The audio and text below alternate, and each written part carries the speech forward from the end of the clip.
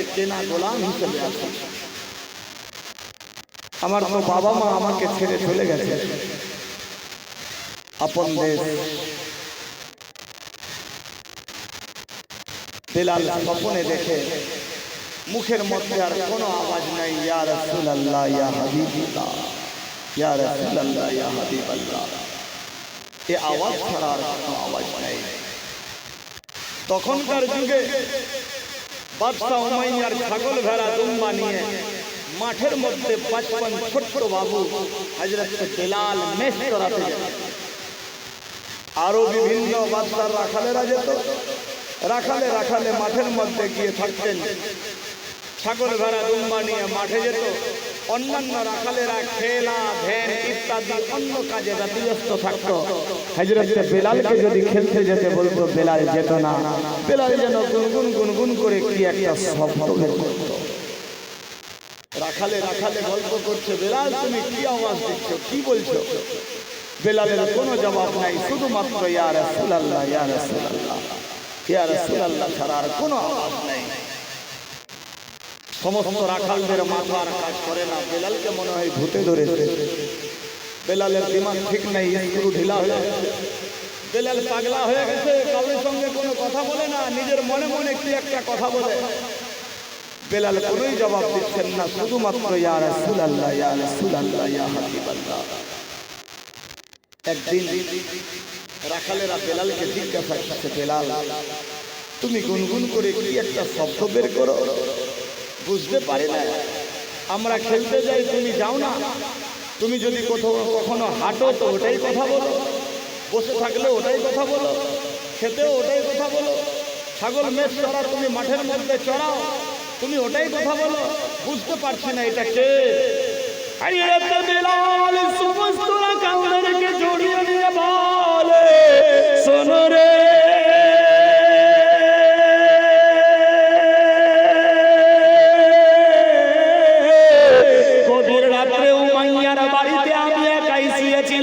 শুয়ে থাকতে থাকতে স্বপ্ন জগে দেখি কে যেন একটা নূরের বাতি আমার সামনে দিয়ে গেল।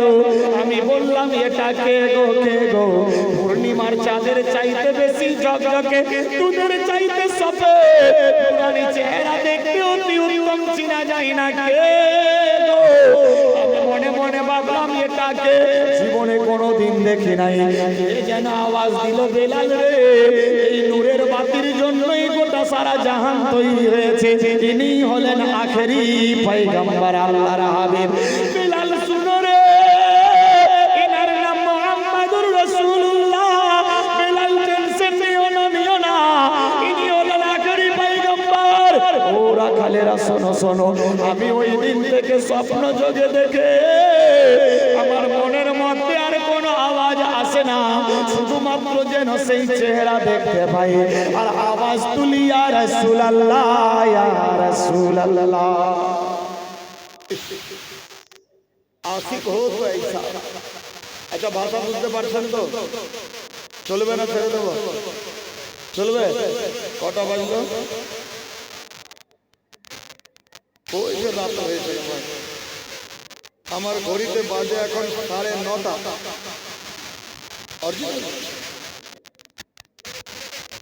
তার মানে এই ঘড়িটা সৌদি আরবে।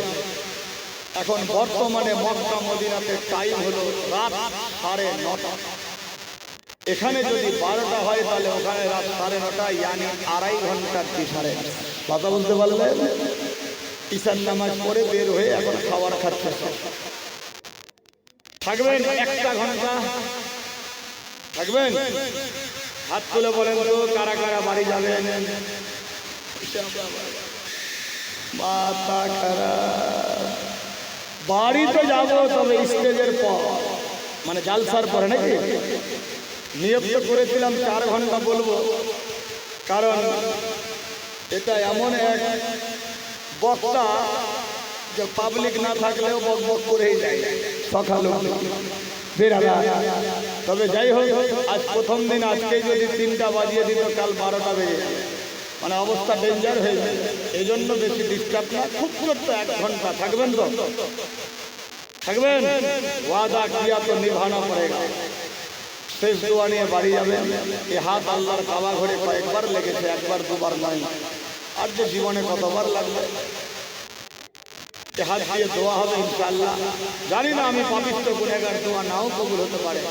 কিতাব লেখে 40 জন ব্যক্তি এক মাহফিলে থাকলে একজনকে আল্লাহ ইমানদার ঘোষণা দেয়।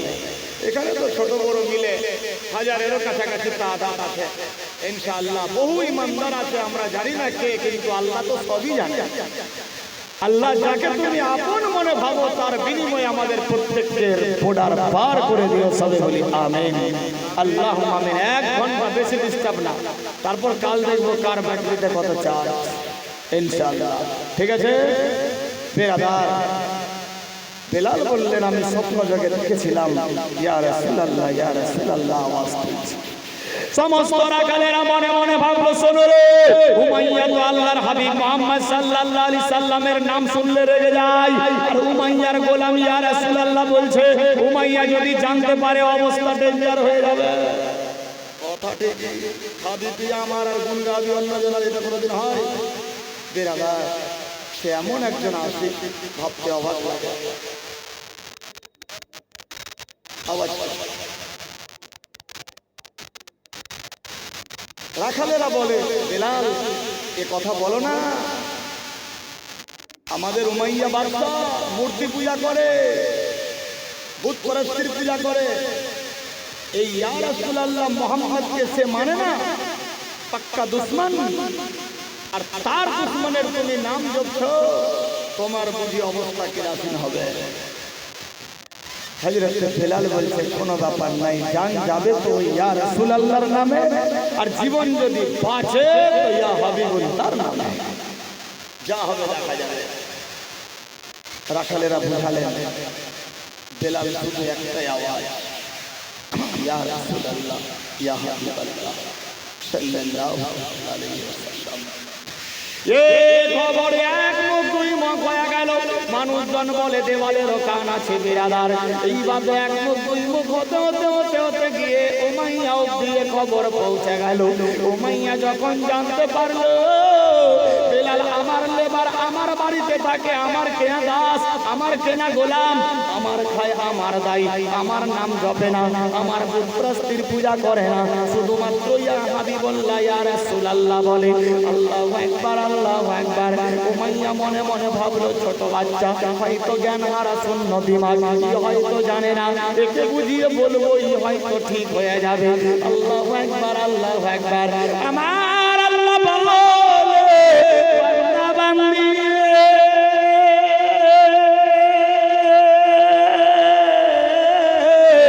আমি আল্লাহ যারে জিন্দা রাখবো মারতে কেউ পারবে না। আমি আল্লাহ যারে মেরে ফেলবো কাউরে পাপ বাঁচাতে পারবে না। আমি আল্লাহ যার সম্মান বাড়িয়ে দেব কেউ ঘটাতে পারবে না। আমি আল্লাহ যারে ঘটিয়ে দেব কাউরি পাপ বাড়াতে পারবে না। বিরাদার বন্ধুগণ, নিজের বাড়ির মধ্যে উমাইয়া হযরত বেলালকে রেখে দিলেন। উমাইয়া মনে মনে ভাবলো, এই খবর যাতে আমি না জানি, এই খবর যাতে বেলাল বুঝতে পারে, না জানার বাহানা করে এবার উমাইয়ার পেছনে, আপনার বেলালের পেছনে উমাইয়া গাইড লাগিয়ে দিলেন। হযরত বেলালকে ঘরের মধ্যে রাখলেন। হযরত বেলাল যখন শুয়ে আছে, শুয়ে থাকতে থাকতে কোনো নাম জপে না, শুধুমাত্র ইয়া রাসূলুল্লাহ, ইয়া হাবিবাল্লাহ, আল্লাহু আকবার, আল্লাহু আকবার। এবার খাবার টাইমে খাবার নিয়ে পাঠালেন। বেলালের সামনে খাবার গিয়ে পৌঁছে গেল। বেলাল কখনো খাওয়ার আগে বলে, ইয়া রাসূলুল্লাহ। খাবার যখন শেষ হয়ে গেল, আল্লাহর হাবিবের নাম ছাড়া কিছুই বলে না। আল্লাহ বলে, জিবরাইল রে,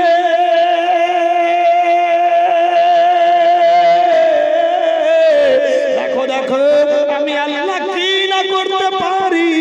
এখনো পর্যন্ত আমার হাবিবকে দেখেনি। বেলাল স্বপ্ন জগে দেখে এত বড় যদি আশিক হয়ে যায়, আমার বন্ধু সামনে আসলে সে কত আশিক হবে। আল্লাহু আকবার, আল্লাহু আকবার। এইভাবে একের পর দ্বিতীয় দিন চলে। উমাইয়া দেখে বুঝতে পারলো আমারই খাই, আমারই দায়, আমার দুশমনের নাম আমার বাড়িতে বলে। আল্লাহু আকবার। উমাইয়া নামক হারাম গাদ্দার দুশমনের রাসূল হযরত বিলালকে ডাক দিলেন, ও বিলাল রে, বলো কি হয়েছে হুজুর? বলে খাওয়ার খেলা কি? হ্যাঁ খেয়েছি। ছাগল বাড়া দুম্বা নিয়ে মাঠে কি যাবা না? বলে হ্যাঁ যাবো হুজুর, এখনই যাচ্ছি। বলে ঠিক আছে। এ বেলাল, তুমি তোমার জবান দিয়ে কি একটা আওয়াজ বের করো। বেলাল বলে শোনো গো ইয়া রাসূলুল্লাহ, ইয়া হাবিবাল্লাহ, ছাড়া আমি কিছুই জানি না।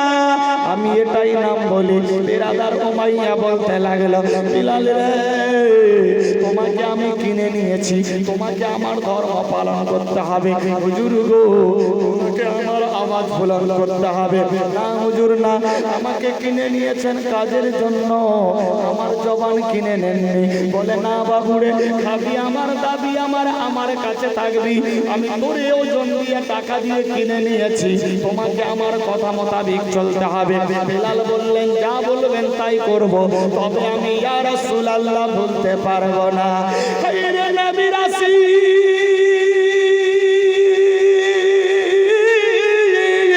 বেলাল বলে, শোনো গো, আপনি যা বলবেন তাই করব, কিন্তু ইয়া রাসূলুল্লাহ বলতে পারবো না। আল্লাহু আকবার, আল্লাহু আকবার। উমাইয়ার শরীর যেন গরম হতে লাগলো। যতই মুহাম্মাদের নাম জপে উমাইয়ার শরীর আরো গরম হয়ে যায়। বিরাদার উমাইয়া রেগে বললেন, বেলাল রে, আমি প্রথমবার মাফ করি। শোনো রে বেলাল, মুহাম্মাদের নাম জপ না। মুহাম্মদ আমার পাক্কা দুশমন, মুহাম্মাদের আমি দুশমন। আমার দুশমনের নাম আমার খেয়ে জপতে পাবা না। হযরত বেলাল বললেন, না হুজুর না, আপনি আমাকে কাজের জন্য নিয়েছেন, যা কাজ বাতাবেন তাই করব, কিন্তু মুহাম্মাদের নাম বলতে পারবো না। রে বেলাল, তুমি কি মুহাম্মাদকে দেখেছো? না হুজুর দেখিনি। আরে দেখো না, দেখা কেবলি প্রেম ভালোবাসা। বলে হুজুর গো, দেখিনি এত ভালোবাসি, দেখলে কি তোমার কাছে থাকতাম। আল্লাহু আকবার, আল্লাহু আকবার। আরো রেগে গেল উমাইয়া। বিরাদার বন্ধুগান, উমাইয়া রেগে বললেন, বেলাল রে, ছাগল বাড়া দুম্বা নিয়ে মাঠে যা, টেনশন দিবি না। আজকে তোরে টাইম দিলাম, আজকের মধ্যেই তোরে ভুলে যেতে হবে। আল্লাহু আকবার। 55 সাল বয়স বেশি নেই, পাল্লা। হযরত বেলাল মাঠের মধ্যে গেছে, ছাগল ভরা দুম্বা চড়ছে, আর বেলাল বসে ইয়া রাসূলুল্লাহ, ইয়া হাবিবাল্লাহ, ইয়া রাসূলুল্লাহ, ইয়া হাবিবাল্লাহ জিকির করছে। রাখালরা দেখতে পেল, যখন তাকে সাবধান করছিল কোন রাখাল শুনেছিল। রাখালে গল্প করছে, আজকে একে ভুলে যাওয়ার ওয়ার্নিং দিয়েছে বাদশা, আর ই তো আরো বেশি মুখস্থ করছে। কপাল মাঝি খারাপ হয়েছে, যে রাগী বাদশা, অবস্থা ডেঞ্জার হয়েছে। বিরাদার দুপুর হয়ে গেল, ছাগল দুম্বা নিয়ে সন্ধ্যার দিকে আবার যখন বাড়ি যায়, রাস্তায় ইয়া রাসূলুল্লাহ, ইয়া রাসূলুল্লাহ বলতে বলতে যায়।